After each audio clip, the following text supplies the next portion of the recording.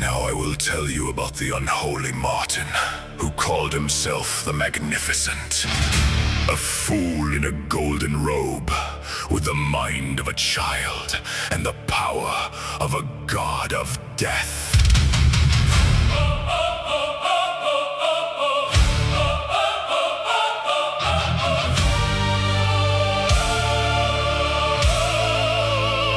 In those days there lived in the land a man called Baron Martin.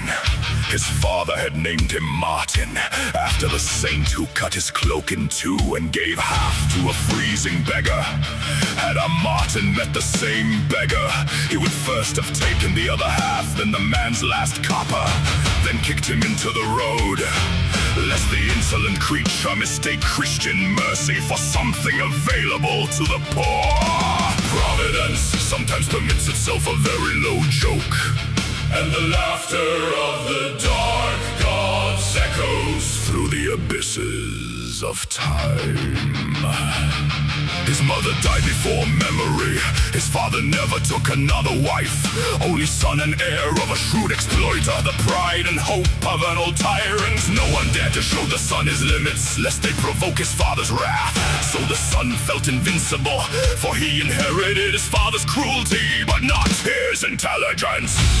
And the laughter of the dark gods mocked the inevitable, born of ignorance and hubris.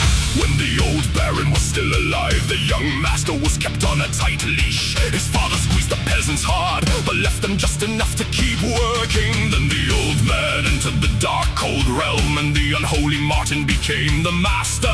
And so spoke the new baron: I am Martin the Magnificent, raised by God's grace above servant and peasant. Whatever my hand can seize belongs to me by sacred right. I am the law, I am the sword. What I desire is righteous, because I desired it. And so began unbearable misery. Tax collectors took the farmer's last possessions. The baron's wretched henchmen roamed the land, tormenting, plundering, and murdering. What remained was too little to live on, but enough to die. Because the unholy Martin needed money for his new palace, for his lavish festivities, for wine, for hounds, for music, for halls built high enough for the greatness in his head. Stone upon stone, oak upon oak, men broke their backs while Martin measured ceilings. What vanished from the cottages returned uphill as celebration. Below, the porridge grew thinner. Above, the wine grew darker. Below, empty bowls. Above, silver cups. Martin the Magnificent raised the cup and locked the gate. Martin the Magnificent called their hunger, work, and fate. I am the law, I am the sword. What I desire is righteous, because I desired it. Soon Martin found the proper men, bailiffs, drunkards, half mercenaries, hands much faster than their minds, clums that understood every order.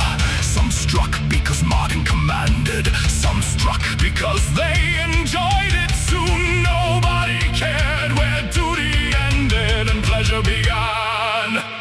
Evil were those old times, injustice wore a coat of arms. Violence carried a seal, a stolen harvest became taxation.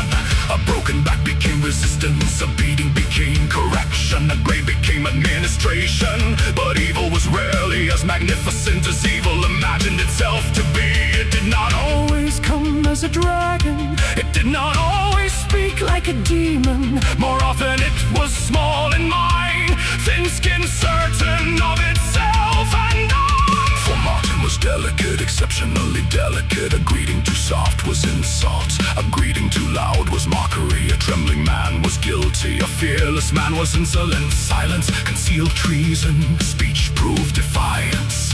When a beaten man begged for mercy, Martin remembered only how pleasant it was to refuse.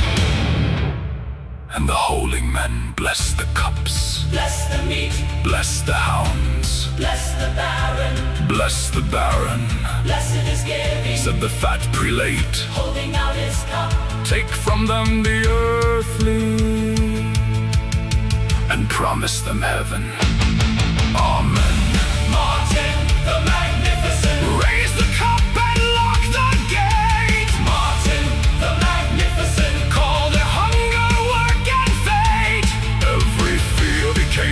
respect.